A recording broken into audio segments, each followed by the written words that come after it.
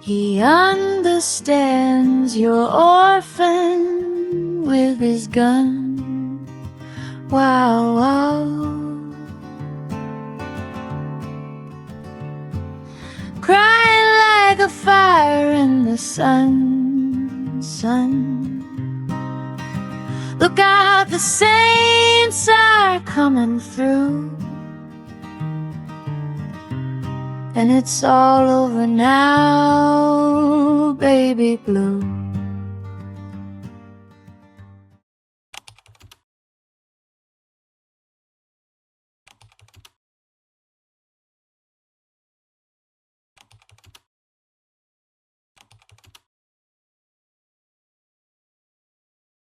Today, I'm going to talk about the types of stalkers.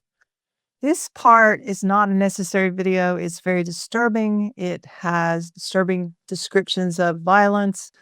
And if you're sensitive to that sort of thing, I would encourage you to go to the next episode. There's no necessary listening that needs to be done here. You can find the same information, most of it online, where you can just read about it. So I encourage you to follow your heart. If this is too much, then please skip. There are 5 types of stalkers in the literature based on their motivation: the rejected stalker, the resentful stalker, the intimacy seeking, the incompetent one, and of course, the predatory stalker. Now, I would like to describe a 6th one here that is not in the literature, although it's a very well-known phenomenon, and I call that the preluder. And it doesn't matter what kind of stalker you have. Ultimately, all of them have a propensity toward violence. They do vary in their ability to carry it out, but they all have that propensity. There is no safe stalking situation to you. Now, I'm not going to spend a lot of time on the types, but there is an enormous amount out there about the first 5 of them anyway that you can read about. And knowledge is power, so it is good to know what kinds you have. Not all of them fit into one category. The man stalking me fits into several types, so they may not neatly fit into one category. It is rare that a stranger is stalking you. 75% of women and 66% of men know their stalker in some fashion. There is one type that I'll talk about that is a stranger. But the vast majority are not people that you don't know. They're people that are known to you. In the rejected one, this is the bad boyfriend or the ex-husband. You've dumped this person. There's a history of intimacy. Frequently, there's a history of violence. Maybe that's why you left them. The vast majority of cases you hear about, the O.J. Simpsons, the Judge Jeffrey Ferguson's high profile, most murder-suicide cases that you hear about in the news, they fit into this category. In fact, 80% of the targets for violence are women, and most are stalked by a rejected or a current ex-husband or ex-lover. And the motive is usually revenge. It can also be reconciliation. In my case, I met this guy on Bumble. I dumped him after I found out that he was lying about his marital status, and there were many, many other big red flags that were popping up left and right. So I dumped him.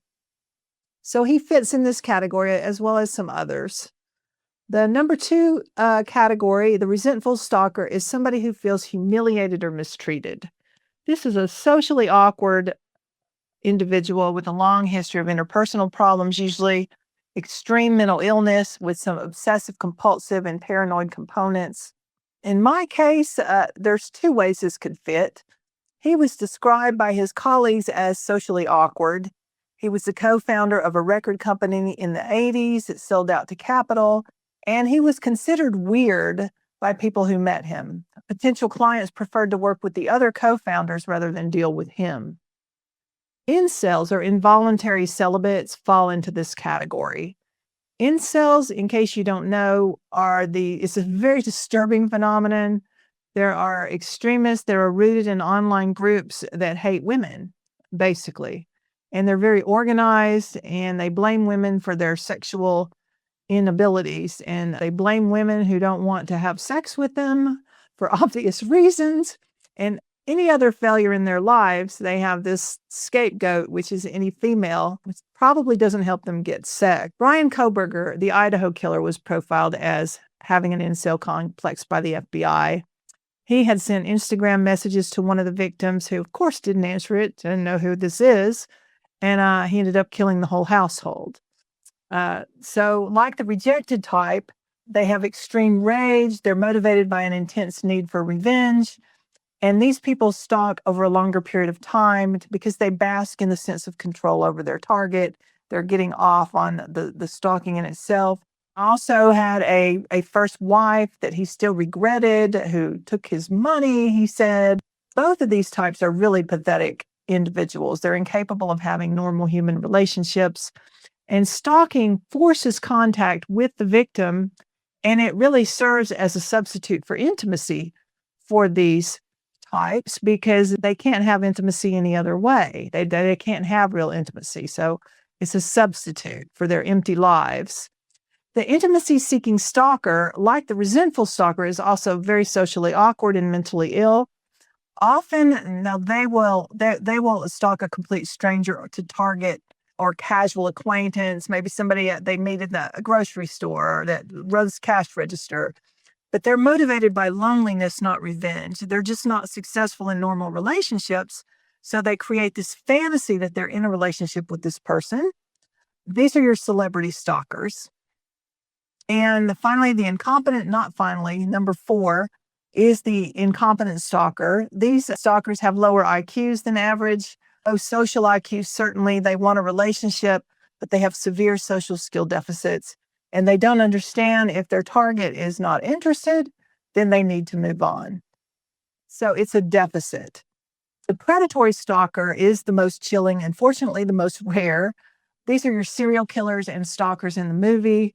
These are the most disturbing, your Ted Bundys, your Jeffrey Dahmers. The majority have something that is called erotophonophilia. And this is an extreme sexual deviation where they can only get gratification. Less common, they're motivated by hatred of a certain population and desire to rid the world of that particular demographic. But it's usually really strong-driven sexual perversion where they have to have the torture and death piece to get off. In my case, left stiletto marks all over my yard, all the way up to the front door in the snow. He's cased my house many times dressed in drag with stiletto heels until he was caught on video and I shared it on Facebook. And then I saw him a few other times in the neighborhood where he was flat in the headlights. And I guess he figured that he couldn't run in the stiletto. So I haven't seen him lately in those. But he sent countless photographs suggesting of women and children through fake profiles. In one, there's a woman who appears to have been beaten with the heel of a stiletto shoe. There are multiple punctate bruises on her buttocks, and she's hanging from the ceiling in what looks like a spider web, but it's made out of rope. Pattern of stalking mostly fits into the predatory stalker category. But there is also a prelude stalker, which I mentioned at the front of this video. And I think he's also could be one of those. These are stalkers that don't have a personal feeling toward their victim, but they're criminals. They abduct people for personal gain. Usually it's financial. These are your people who take hostages for ransom, your human traffickers, your hitmen. So they don't care. It's just a ways to an end to them, this human being. And they'll do whatever it takes to get the money. There is evidence that he's involved in human trafficking. He sent me a fake profile of a young woman who doesn't look to be 18 yet, beaten, who appears to be trafficked. And at one point, he appears to be dragging an underage girl against her will in front of my house, as though she is a human shield to him.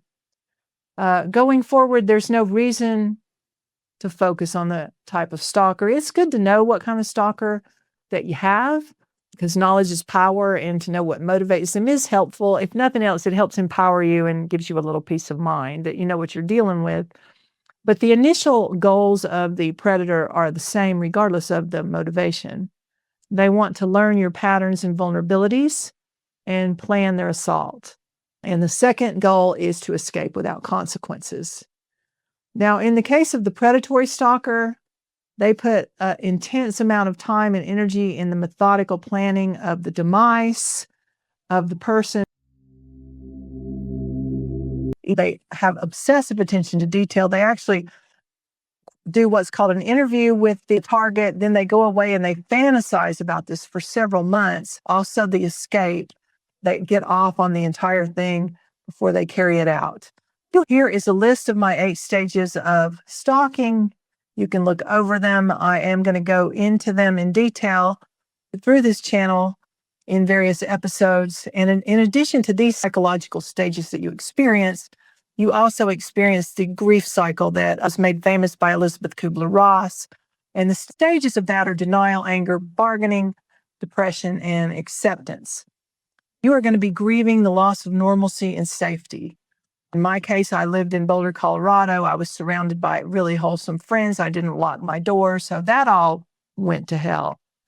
You're most likely grieving losing this person that you thought existed. It turns out they didn't even exist. They were manipulating you the entire time. There are fictional aspects of the world that you thought were real. So that is a surreal feeling, and you're going to be grieving that. And most people grieve the support structure that they took for granted that ultimately didn't exist. You'll find, like in me, I was very naive. I said, oh my gosh, I'm being victimized. I'm going to call the police and that's it. And of course, that didn't happen that way. But grieving is part of this process. The difference is in a normal stage of grieving, the last stage being acceptance, and it's not a linear order. You go through them. You might get to acceptance and then jump back to anger. So you visit the others occasionally, but over time it's more like a spiral. The healing goes on, you get closure, and healing starts to happen. Well, if you're targeted for violence, especially in the first stages, you're in a constant sympathetic nervous system state, what the fight or flight state. You're constantly stimulated. And the parasympathetic nervous system in a normal situation eventually kicks in. That's when you can relax and eat. But you don't have time for that in the early stages of being targeted for violence. You're denied the time to grieve because you're focused on staying alive. So acceptance and healing is more difficult if you're actively targeted for violence. It takes a while to get there when you're under an active threat. This is very unhealthy for your mind, body, and soul. And it's best to get out of these early damaging stages as soon as you can. Just know that there are stages beyond where you're at if you're in these early stages, and they will restore you to normalcy. So in the meantime, remember the antidote to all of these is self-kindness. That is it for today. I wish you safety and swift revolution, and you feel yourself spinning out. This is not self-kindness. This is not love for yourself. You're in your head. Nothing is happening to you in this moment. So please get out of your mind and focus on your breathing, whatever it takes to get out of your mind, because that is not a good state to be in. It does not serve you. I wish you luck. Through, and it's all over now, baby blue.